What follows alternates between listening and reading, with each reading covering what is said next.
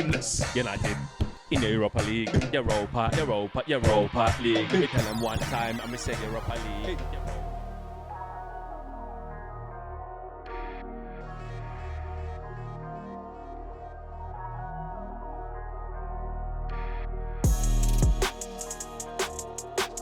Yes, people, what's going on? Welcome to United View. We are here at the Estadio de Dragon here in Porto. It's raining, it's miserable.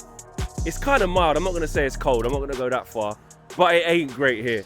Manchester United are coming for their press conference later on this evening. It's going to be Diogo Dalot and Erik ten Hag who will face the media. We'll be there as well. Hopefully we get to pose some questions to them in obviously what we know is a tough time. Dalot coming back to the team that he played for, knows this team very well, knows this neck of the woods, this part of the world very well as well. So it's very fitting that he's going to be talking and he's a good talker as well. So he'll be able to take some of the big questions because I'm sure, you know, ourselves and the rest of the media are going to have a lot to ask, not only him, but Erik ten Hag as well. So it ain't got off to the best start. The plane was delayed by 2.5 hours, but watch the vlog for the rest of that. And like I say, the weather is very, very grim. There's a lot of fog around here as well that stopped us landing and different weather conditions and blah, blah, blah. But anyway, this is the preview for the game. Tomorrow night here against FC Porto. They lost their first game.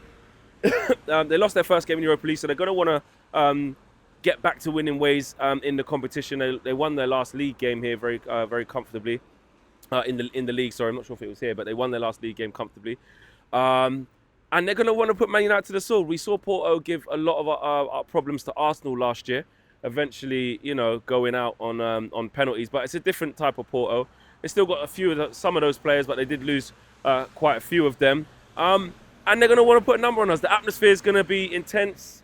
You know, when you step out in European football, it's all about managing the environment, managing the atmosphere. And that's something that we haven't managed to do in a long time. What we got, 1 win in the last 9 European games, I think it is.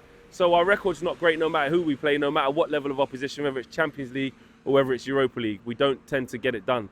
I remember a couple of seasons ago was at Betis and Omonia and stuff. We got it done there, but overall, we haven't been great in the last 9 games in Europe. That's a fact. And the team selection, look, we know that Bruno's available. Forget the Premier League thing.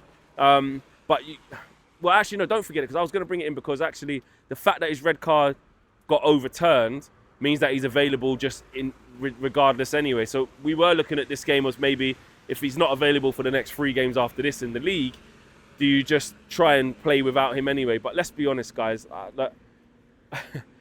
We're playing in Portugal. He's our captain and he's in a bad run and Erik ten Hag ain't going to drop him. So there's not even really any point really trying to go into that. And it's hard for me to talk about who should play versus who shouldn't, because I'll be honest with you lot, like I've just been so deflated after that Spurs game, and where I am with the team now in this kind of not newfound place, but it's just how I feel, innit? It's just how I feel. It's like I've gone through the motions of like not caring who plays. Like we don't normally get a difference in performance, do we? We are what we are. But we still have to talk about this as a game per 90. Do you know what I mean? So, look, the back four, what options do we really have? There's not really... we know what our strongest back four is right now, so that will carry on with Mazraoui right back, De Ligt and Martinez, I think, will carry on at centre-half. And Diogo Dalot, of course, to talk to the media, he'll obviously definitely start at left-back. We know who the goalkeeper's going to be, so that's easy. Midfield is where it does get interesting, though, because Erik ten Hag needs to pick players who are going to fight for him. He needs to pick players who will stick to the plan. He needs to pick players who he believes will be able to stand up and be counted for in a hostile environment. Willing runners. He needs to pick people who are going to want to carry out his instructions to the letter and have some self-dignity. Who is that going to be? Look, I think we know Bruno's going to be there in the 10, so let's just leave that. I don't know. Me personally, I'll be playing Mason Mount in this. He's going to run. He's going to put effort in. Ugarte, look, he hasn't been great, but he's struggling to get in with what we're trying to build and what we're trying to do. Every player is who comes here, so I'm not trying to discount him, but he's someone who's going to put in a lot of tackles, who won't be shy of working hard, so I would definitely play him. And then you've got to look at what to do with Kobe Mainoo. I did see pictures of him in training after there was some injury fears, so hopefully he's okay. But I know if he has to come out of the game tomorrow, if he has to be out the starting lineup, I'm not opposed to that. Do you just go with Casemiro and Ugarte because you've got a bit of steel in there? Yes, Casemiro can get run past, but he's got legs next to him in Ugarte, and just be a little bit more compact. Me personally, I know it sounds negative, but I would go with Ugarte, Casemiro, and Mount. I wouldn't even play Bruno, but I know that he's going to play. So given that, I'm just going off of that. If it makes him out to be on the bench, I would go with Ugarte and Casemiro. I don't necessarily think Ten Hag will do that. Eriksen's there as well. Listen, he didn't play too well in the second half against FC20, but played really well in the first half. I'm not going to act like all our players just can't do anything. You know, we can still win games this season. Just because, you know, I've changed my mind to seeing that Ten Hag should leave, etc., and what I think will happen with his team in the next few games, we can still win football matches. We just won't win enough to turn it around, in my opinion. But he's got to pick the grafters. He's got to pick the people who will keep the ball and stop these transitions and stop making silly mistakes. In the front three, Ahmad on the right, for sure. I need him to be keeping the ball and playing sensibly. Like, I think after such a shit result against Spurs and such a shit little run, with FC20 involved in that as well, and then Palace before that, again, the feeling is low. So we have to build into this game, and we're not going to do that if we don't keep the ball properly. So I want the players who are better on the ball playing. Ahmad, without a doubt, for me. I think it's time to give Rasmus Højlund a start. I'd give him a start here for sure.